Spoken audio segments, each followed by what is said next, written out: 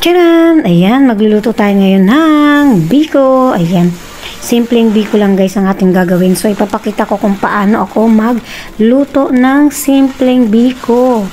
Ito ang ating recipe. Una, ayan, naglagay tayo ng bigas na malagkit dito sa ating kaldero. And then, hugasan natin guys.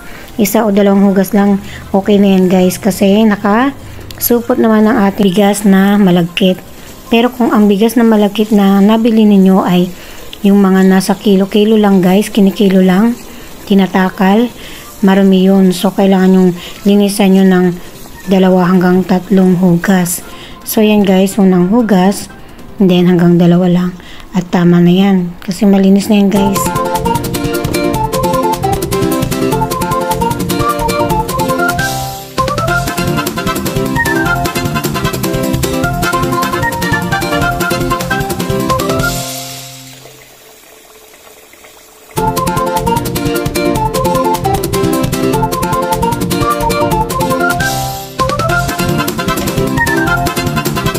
And then, lalagyan na natin ng sabaw. Ang ating isasabaw guys ay pangalawang gata ng nyug, no? So, ayan ay, ang ginamit ko dyan ay gata na sa lata. So, napaka-konti guys.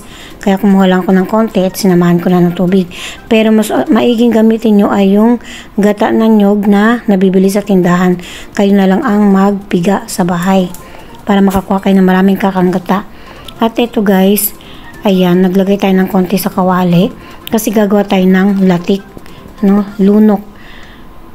Ayan, kung mapapansin nyo, napaka-konti guys kasi nga lata lang yung ating ginamit na gata. Pero kung ang inyong gata na nabili ay yung kinudkod, ayun, fresh na gata, mas marami kayong makukuha. So, kahit 1 baso, 2 baso nang gawin yung panglatik, no? So yan halos siguro 1/4 lang na baso yan dahil nga sa ang ating gata ay galing lang sa lata. So kulang na kulang, kaya ayan, mamaya magugulat kayo sa resulta niyan. Panoorin nyo guys.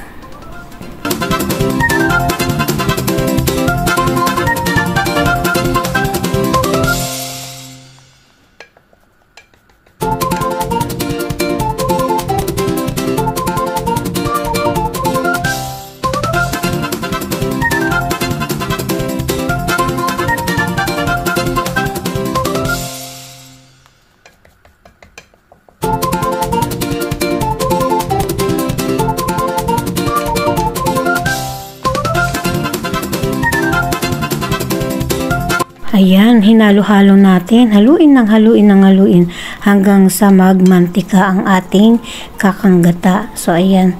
Malapit na magmantika guys kasi kumukulo na siya. Ayan. So, bali yung matitira na dyan ay yung tinatawag nating latik o lunok. Ayan. Pag naging brown na yun, pwede na siyang alisin na siya guys. So, may iwan yung mantika. Sa mga gustong gumawa ng mantika dyan ng pangluto o langis para sa panghilot sa katawan ay pwede. Yan ang gawin ninyo guys, mas mabisa yan, no? Magandang langis yan, mabango pa. So yan pa, pagmasdan nyo mabuti mamaya. Ang kalalabasan nyan guys, napakakunti lang na lunok o latik kasi nga ang konti lang ng ginawa natin kakanggata. Kaya mas maganda ang bilhin yung nyug ay yung kayo na ang gagawa, kayo na magpipiga sa bahay para makagawa kayo ng maraming latik. Kaya ayan, pang design lang talaga yung magagawa natin dyan. Toppings, ayan, malapit na guys, kumukulo na. Konti lang talaga yung magagawa natin dyan. Talagang pang ano lang siya.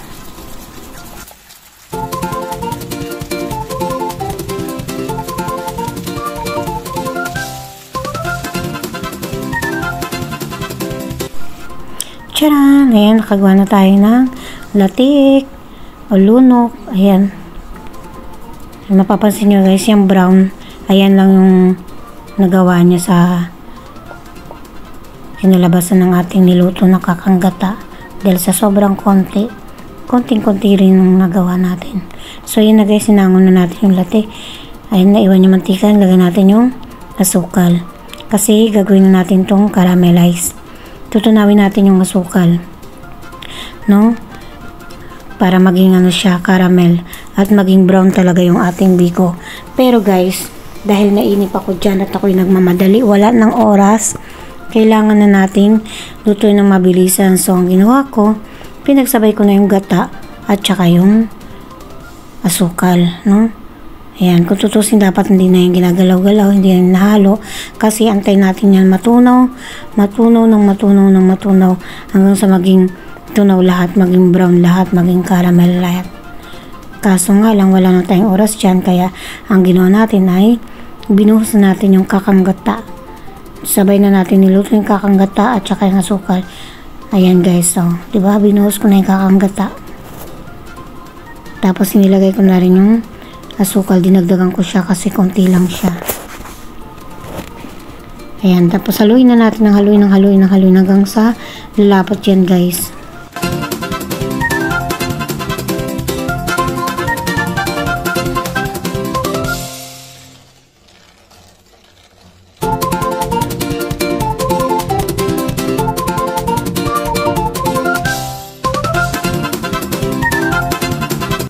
Tira, nalapot ng ating kakang gata. So kung mapapansin nyo guys, naging brown na siya, di ba?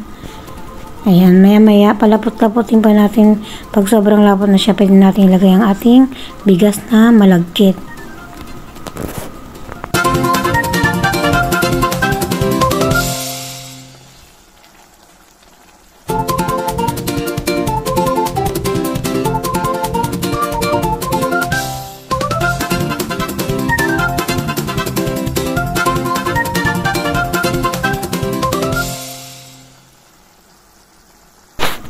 Then, ayan, malapot na. Pwede natin ilagay ang ating bigas na malagkit, guys. Ayun, nakita niyo yung bigas na malagkit. Ilalagay natin yung dito lahat. And then, haluin natin ng haluin hanggang sa kumapit yung kakanggata o asukal sa ating gagawing biko. Ayan, hanggang sa lumagkit na lumagkit.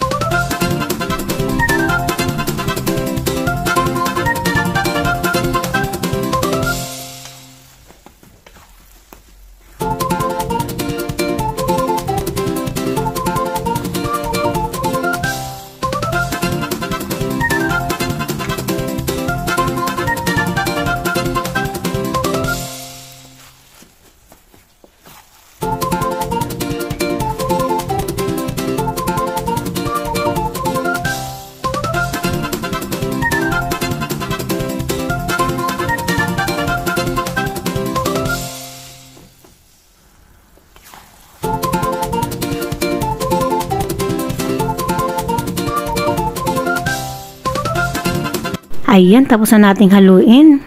Sobrang lagkit na guys. Ayan.